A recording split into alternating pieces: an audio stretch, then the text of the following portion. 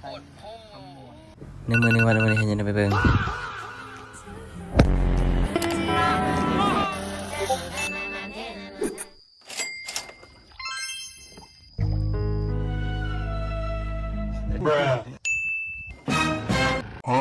มาวันนี้ก็มีรถเข้ามาไหมล่ะเฮ้ยบัวมือในวันนี้เห็นยังไงไปเบิ่งเราเป็นเจ้าภาพไปกันไร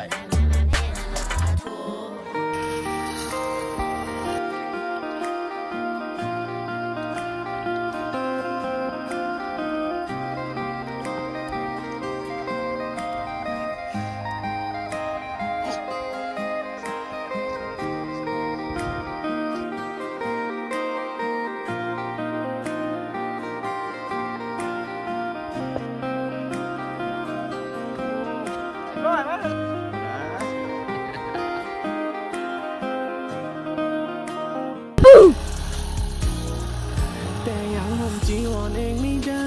ให้พ่อเงยยังไม่เป็นบทวันแรกได้ลองวิชากุฏิพระดันอยู่ใกล้เมนอย่าไปทำบาปมันไม่ดีสิ่งเหล่านี้โยมอย่าได้ลองตกหลุมรักให้กับแม่ชีแต่ว่าไม่มีสิทธิ์ไปขอ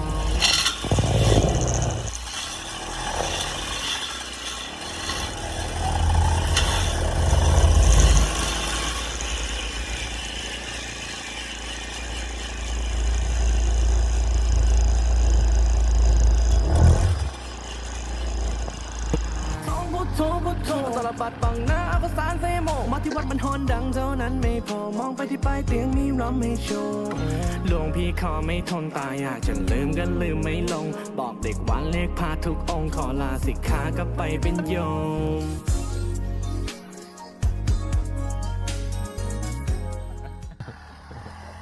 โ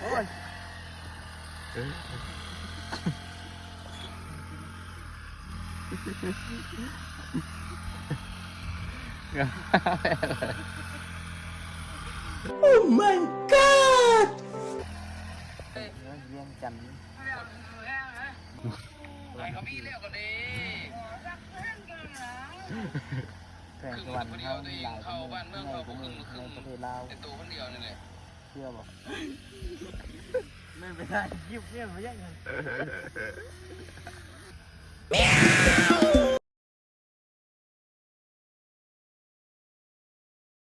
ไอ้โน้ต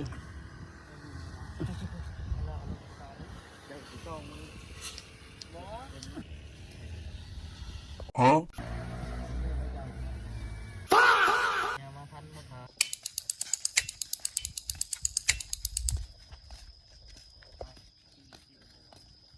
เฮ้ยบอย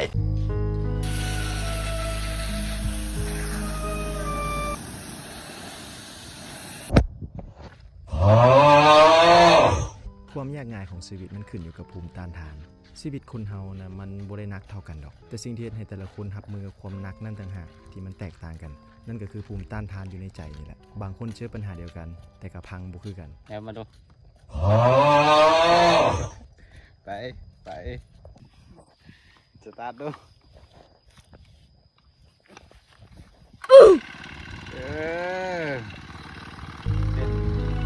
เราเด้งขึ้นมันเด้งขึ้นเด้ง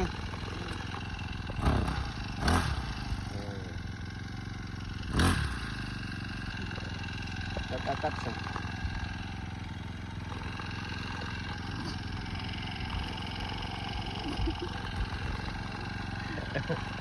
ตัดใช่เลยไหนฮะ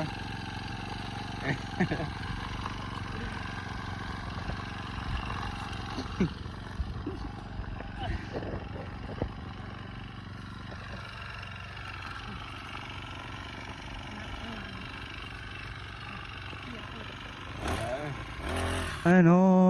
ต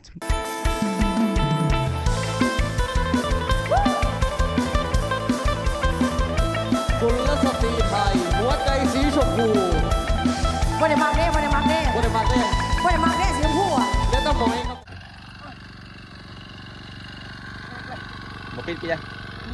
บางคนเจอคำเว้าที่มันบ่เข้าหูเพียงแต่น้อยเดียวก็เก็บไปคิดเบิดคืนแต่บางคนเจอหนักกว่านั้นก็ยังยิ้มได้อยู่ยังย่างต่อได้แต่บ่แม่นย้อนว่าเขาบ่เจ็บได้แต่มันเป็นเพราะว่าเขาผ่านอีหยังมาหลายจนใจเขาเริ่มสร้างภูมิต้านทานขึ้นมาเองชีวิตมันก็คือร่างกายเฮานี่แหละถ้าเฮาบ่เคยถูกฝนเฮาก็จะย่านฝนถ้าเฮาบ่เคยล้มเฮาก็จะย่านผิดพลาดถ้าบ่เคยเสียใจเฮาก็จะคิดว่าการอกหักนี่เป็นจุดจบของชีวิตเลยแต่พอเฮาผ่านมันมาอีหลีแล้วนะเฮาจะเริ่มรู้ว่า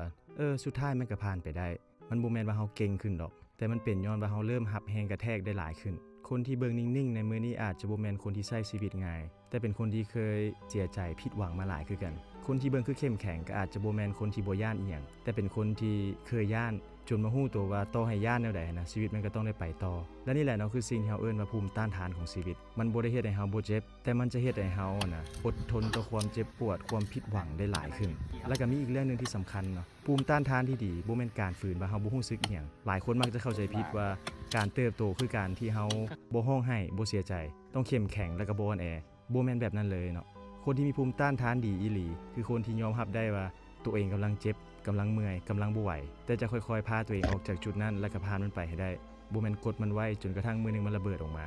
แต่นั่นแหละเนาะชีวิตเฮาแต่ละคนมันบ่เคยง่ายขึ้นดอกภาระหลายขึ้นความคาดหวังหลายขึ้นปัญหาชีวิตซับซ้อนหลายขึ้นแต่สิ่งเดียวที่เปลี่ยนก็คือตัวเฮาเองนี่แหละเฮาเริ่มรับมือเก่งขึ้นใจเย็นขึ้นเลิกโฟกัสหลายขึ้นและเริ่มจะเรียนรู้ว่ามันบ่แม่นทุกเรื่องที่เฮาจะต้องเอามาทำให้จิตใจตัวเองถ้าหากตอนนี้เจ้ากำลังรู้สึกว่าชีวิตมันหนักหนาหลายอย่าไปเฝ้าคิดว่าตัวเองอ่อนแอปานนั้นบางทีเจ้ากำลังอยู่ในช่วงที่ภูมิต้านทานของจิตใจกำลังเติบโตทุกความผิดหวังทุกการสูญเสียทุกมื้อที่เฮาต้องย่างต่อนะมันบ่ได้เฮ็ดให้ชีวิตเฮาง่ายขึ้นทันทีดอกแต่มันกำลังสอนให้เฮารู้ว่าเฮาควรจะรับมือกับชีวิตได้ดีขึ้นแบบใดและมื้อนึงเฮาจะหันกลับมาเบิ่งว่าเรื่องที่เคยเฮ็ดให้เฮาพังในอดีตนะมื้อนี้มันก็อาจจะกลายเป็นเพียงเรื่องนึงที่เฮาเคยผ่านมันมาได้แล้วก็เท่านั้นเองฉะนั้นใช้ชีวิตให้มีสติสร้างภูมิต้านทานให้ตัวเองหลายๆและเฮาจะบ่เป็นคนที่เจ็บปวด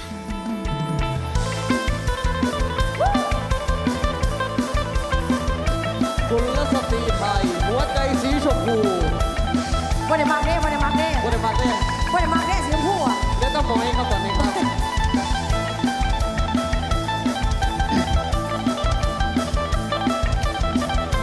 เอาโคราชเตรียมตัวเสิร์ฟสวัสดี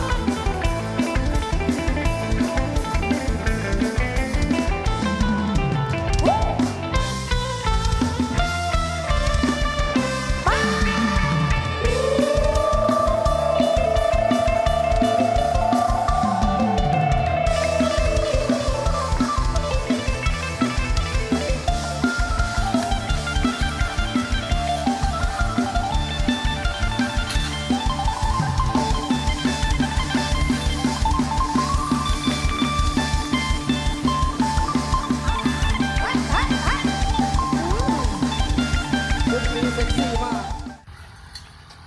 นี่ยังพระ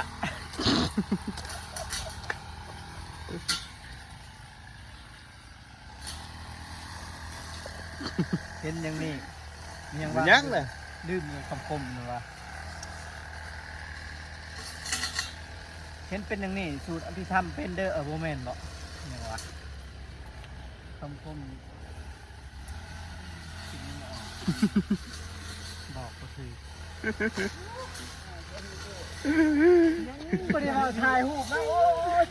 ถ่ายค่ะนี่ที่มาสวยทุกอย่างหน้าถ่ายรูปเลยแล้วมาอยู่ที่ทางถ่ายรูปก่อนเลยผ่านจะแซมหูก็มันบูหูเนาะ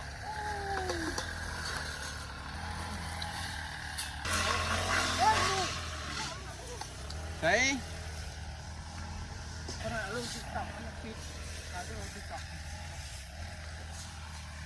เคยลงเขานั่นบ่ได้ไปแต่ว่าได้ไปก่อนไปถวายอันนี้ให้เพิ่นผมมีเรียนรับเป็นเจ้าภาพ 4,000 บาท 4,500 บาทอันเท่าอันนี้800อันนึง800มีป่วยโอ้นี่นะ YouTube นะยกดีถ้าเจ้าบ่มีน้ำมันก็ไปกันบ่ได้แล้วก็พอทุกอย่างต้องใส่น้ำมันไปหากันเดี๋ยวใส่น้ำมัน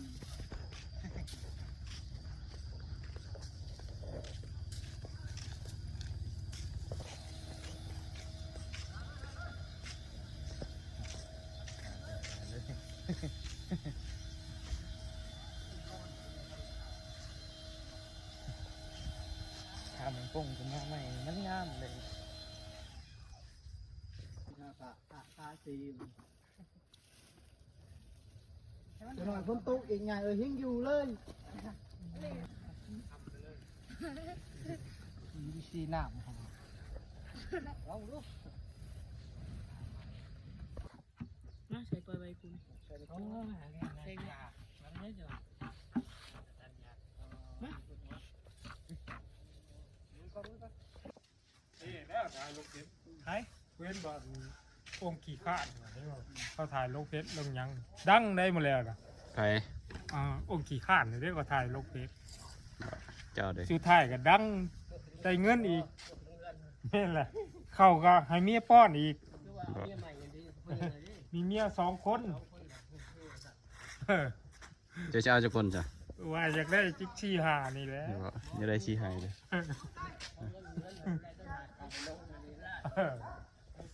อย่าไปลงไหน